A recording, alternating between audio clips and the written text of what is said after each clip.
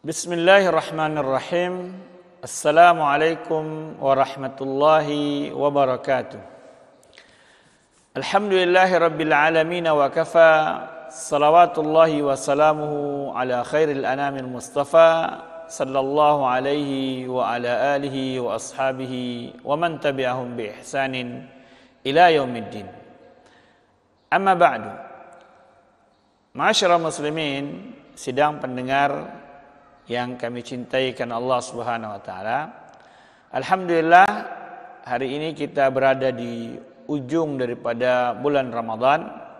Sebentar lagi kita akan masuk kepada hari yang didambakan oleh anak-anak, Idul Fitri. Sebelum kita masuk ke Idul Fitri, maka kita perlu pelajari apa yang diwajibkan oleh syariat kita dan apa yang disunnahkan untuk kita lakukan selama Idul Fitri atau sebelumnya. Paling tidak ada beberapa catatan yang diingatkan oleh para ulama untuk kita lakukan ketika Idul Fitri. Pertama, di ujung Ramadan sebelum khatib naik mimbar mesti diingatkan kita punya kewajiban untuk membayar zakat fitrah. Zakat yang wajib dibayarkan atas setiap jiwa yang punya kemampuan. Selama dia punya kemampuan, dia harus membayarnya. Kecuali yang dijanin, dia belum lahir. Seluruh yang lahir maka dia membayarnya. Maka sebaiknya membayarnya di akhir Ramadan, paling akhir sebelum khatib naik mimbar. Ini hal yang mesti diperhatikan sebelum Ramadan berakhir. Yang kedua, sunnah yang diajarkan oleh syariat kita adalah memperbanyak membaca takbir, menggaungkan suara, meninggikan suara terutama bagi laki-laki dan anak-anak, dan juga disunnahkan bagi perempuan untuk bertakbir. Takbir yang kita kenal ada dua riwayat yang sampai kepada kita. Takbir yang berbunyi Allahu Akbar, Allahu Akbar, Allahu Akbar, La ilaha illallah wallahu akbar, Allahu akbar walillahil hamd. Dengan 3 kali mengucapkan Allahu akbarnya, dan di riwayat yang lain juga mengucapkan 2 kali. Artinya kedua-duanya boleh dilakukan. Ini sunnah yang selanjutnya, ya. Kemudian ketika, dan ini dibacakan dari mulai kita melihat hilal sampai khatib naik mimbar. Dalilnya firman Allah Subhanahu wa taala, a'udzubillahi minasyaitonir rajim, bismillahirrahmanirrahim, walitukmilul iddata walitukabbirullaha ala ma hadakum. Sempurnakanlah bilangan Ramadan itu, kemudian bertakbirlah. Dan bukan mukul beduk, bertakbir, mengucapkan takbir di rumah, di perjalanan, di pasar, di masjid, di mana tempat pun. Kemudian di pagi Ramadan yang mesti diperhatikan adalah disunnahkan kita untuk mandi. Rasulullah SAW mensunnahkan mandi wajib sebagaimana kita mandi hari Jumat atau mandi junub. Ketika Ali radhiyallahu anhu ditanyakan berapa kali kita mandi, kata Ali terserah, mau tiap hari juga boleh. Maksudnya berapa waktu yang disunnahkan. Tadi mengatakan maksudnya hari Jumat, Idul Adha, Idul Fitri. Ini mesti diperhatikan sunnah yang diajarkan Rasulullah SAW. Dan Nafi mengatakan bahwasanya gurunya Abdullah bin Umar itu punya kebiasaan setiap Id dia mandi. Ini sunnah yang diajarkan Rasulullah SAW. Kemudian yang ketiga yang mesti diperhatikan bahwasanya hendaklah seseorang memakai pakaian terbaik yang dimilikinya dan memakai harum-haruman.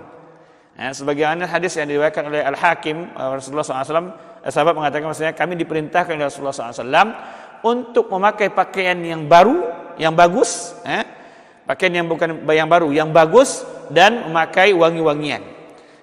Dan diriwayatkan oleh Ibnu Khuzaimah bahwasanya Rasulullah SAW memiliki pakaian khusus yang biasa beliau pakai ketika Idul Fitri, Idul Adha, dan hari Jumat.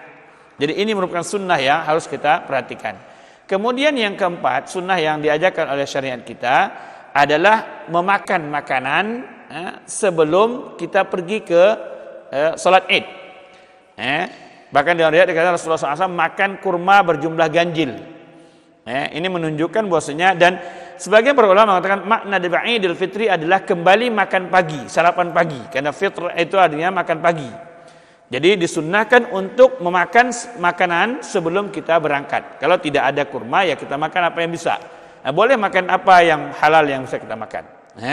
Jadi ini penting, jangan berbeda dengan Idul Adha. Idul Adha itu makan setelah kita pulang dari salat. Sedangkan Idul Fitri menyegerakannya. Kemudian di antara yang disunnahkan adalah berjalan dengan jalan kaki dan melewati jalan yang berbeda ketika berangkat dan pulang. Nah, ini yang sunnah kadang-kadang sering kita kurang perhatikan. Dia sunnah yang diajarkan Rasulullah. Para ulama mengatakan dalilnya bahwasanya nanti bumi-bumi ini akan menjadi saksi.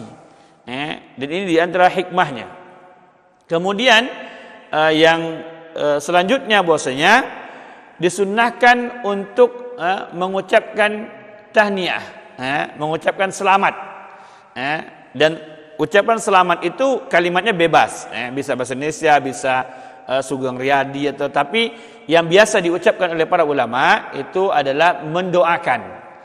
Umpamanya mengucapkan taqabbalallahu minna wa minkum kullu am wa antum bi khair. Ini di antara sunnah-sunnah yang diajarkan yang jangan kita tinggalkan. Walaupun dia sepele, tetapi dia adalah bukan sepele. Walaupun dia sedikit kelihatan amalnya, tetapi dia adalah amalan yang disunnahkan Rasulullah SAW. Nilai yang di sisi Allah Subhanahu Wa Taala sangat besar.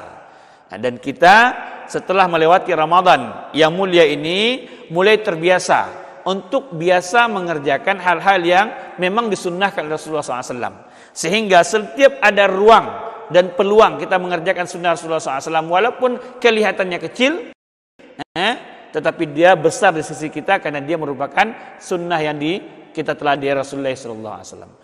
Ini lebih kurang beberapa sunnah yang diajarkan oleh syariat kita dalam menyambut Idul Fitri dan dalam melaksanakan Idul Fitri. Yang terakhir nasihat kami, kalau kita punya keluangan untuk bisa melakukan Id bersama-sama di tempat yang mungkin di kampung yang tidak ada musibah seperti sekarang ini, maka silakan lakukan di tanah lapang, itu terbaik, dan dibolehkan lakukan di masjid, walaupun di tanah lapang lebih baik. Tetapi kalau kita tidak punya kesempatan karena wabah di daerah kita yang berat ini, maka silakan seluruh sunnah itu tetap dikerjakan. Kemudian kerjakan sholat id itu di rumah kita, baik sendirian, yang terbaik adalah berjamaah. Caranya sama dengan sholat id kita di tanah lapang atau di masjid, dengan takbir setelah takbiratul ihram di pertama dan 5 takbir setelah takbiratul intiqal yang kedua. Selainnya sama, tanpa khutbah. Sedangkan di masjid dan tanah lapang dengan khutbah. Kalau di rumah tanpa khutbah. Selesai itu selesai sudah. Dan saling mendoakan. Itu lebih kurang, mudah-mudahan ini bermanfaat bagi kaum mukminin, dan selamat menyambut Id yang mulia. Mudah-mudahan Allah Subhanahu wa taala menerima setiap amal yang kita lakukan. Taqabbalallahu minna minkum kullu am wa antum bi khair. Subhanakallah bihamdik, asyhadu an la ilaha illa anta astaghfiruka wa atubu ilaik. Assalamualaikum warahmatullahi wabarakatuh.